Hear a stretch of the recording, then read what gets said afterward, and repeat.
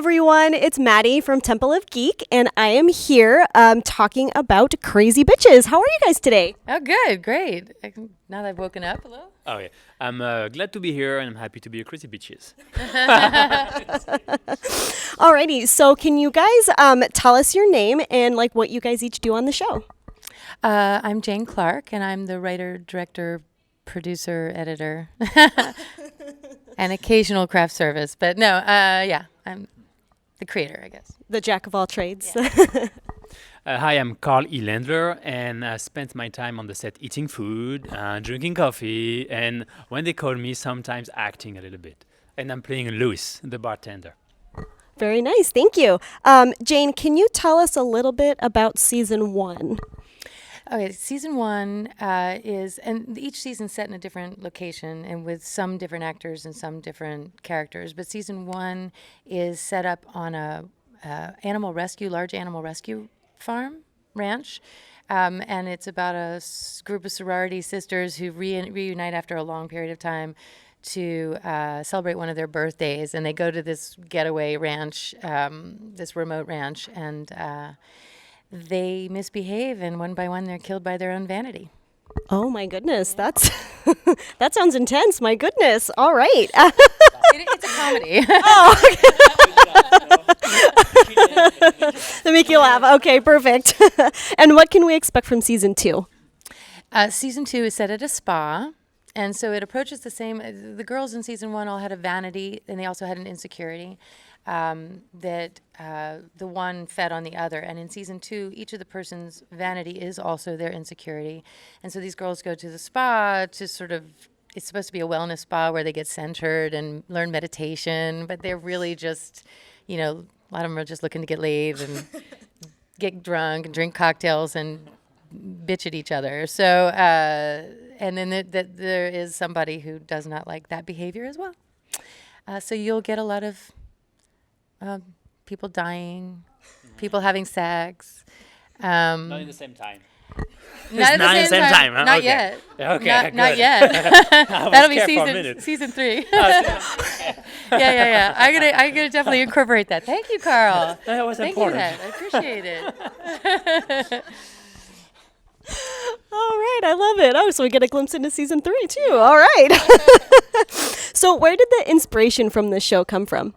Well, it actually came because I was having lunch with a girlfriend who I was really close to, and she was upset about something. She was feeling bad about something, and in the course of building her own self up, her own ego up, she hit a soft spot on me, and I was kind of like, ooh, that was a zinger. That kind of hurt a little bit, but I didn't say anything to her because I knew she loved me, and I knew she was really just out for herself at that moment, and I just let it go. But when I walked away and I went home, I'm like, how many times as women do we do that, where we love the other person, but we feel so bad for something about ourselves that we make the other person feel just a little bit lower, And I just thought that concept was interesting to explore.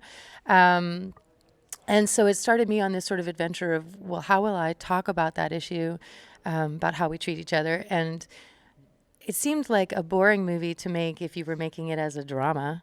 And somehow a flat-out comedy didn't work either because there were important points to make. But horror is actually a genre that lets you go a little more extreme with everything, and it's still accepted as kind of normal in a weird way. So I could make a big point. I could make a point with a big gesture in horror that I couldn't have made just making a regular show. And I don't know, I went with it. I love it. That's fantastic. Very, very cool. So who is this show kind of targeted for? Well, my publicist likes to say it's something for everybody. Which it kind of does, actually, and I just look at it as if you like to laugh, there's a lot of comedy in it. I mean, it's a really funny, slightly ironic, slightly satirical show, but and I will also say, if you like really severe horror, you're going to be disappointed. I'll be just right out front about that. Don't troll me or blog me about it. It's like you're not going to like it if you like heavy duty slasher. It's for the person who wants to watch a fun, fast horror comedy, be entertained, maybe walk away with a little of their heart touched by certain aspects of it, and somebody who really likes the mystery, the idea of trying to figure out the whodunit, because you are left definitely, most people, even after 1 and 2, have not figured it out yet. Ooh, I love that. Very cool. All right. So, what was the process like putting this whole project together? Well, I went to a lot of people I know and said, "Do you want to be in a show?" And they said, "Yeah." And I said, "Okay, I'll write you something." So that was step one. And I had to do a bunch of Indiegogo fundraisers. I did get some financing from independent investors, but this independent world is tough, and there's a lot of competition, and it's really hard when you're trying to explain to an investor who does sort of standard horror movies what I'm doing, because it's a little bit different.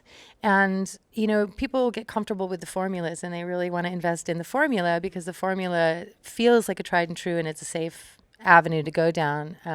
This is not tried and true and it's not safe. And so we reached outside to try to bring the money on. And then it was just a matter of doing the hard work of producing and putting, finding the best deal for everything that you're doing, finding the best actors for every role, yes, the best actors for every role. Yeah, finding actors in Los Angeles, that was the hardest thing to No.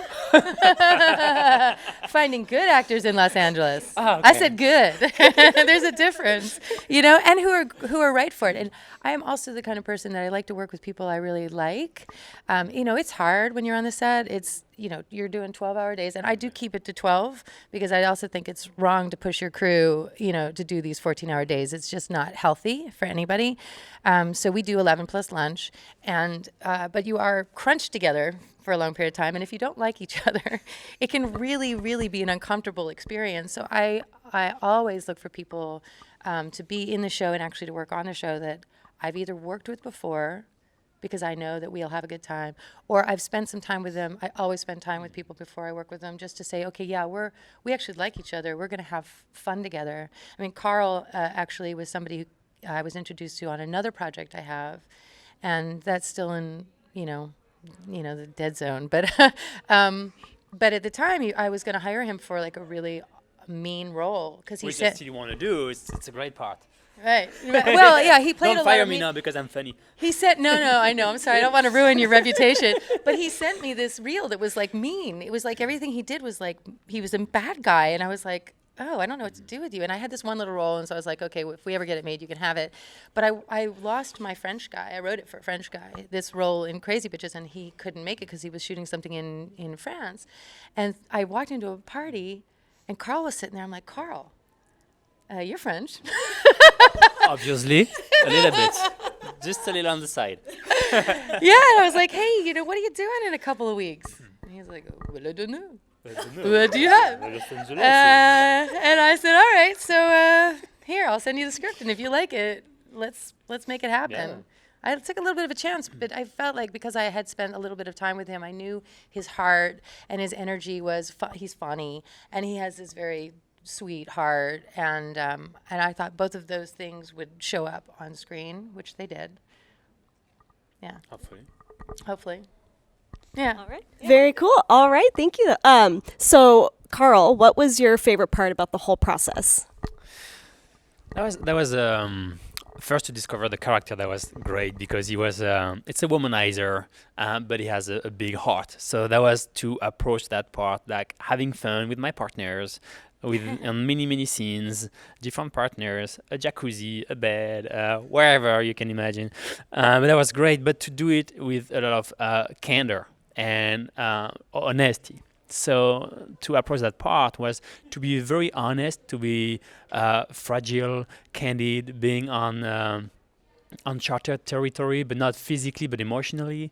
So that was to find a great arc to come from point A, the audience, trying to get the audience with me, because you can easily think I'm not a good guy, I'm using the woman, I'm just having fun with them, but then trying to bring the audience with me and until they kind of understand who I am and they like me, understand me, and then, man, I like this little dude. It's not that, okay, he's having sex with girls, but it's cute and it's nice. So trying to win the audience by doing things that usually people might not like. Very cool. Thank you so much. So where can we find the show?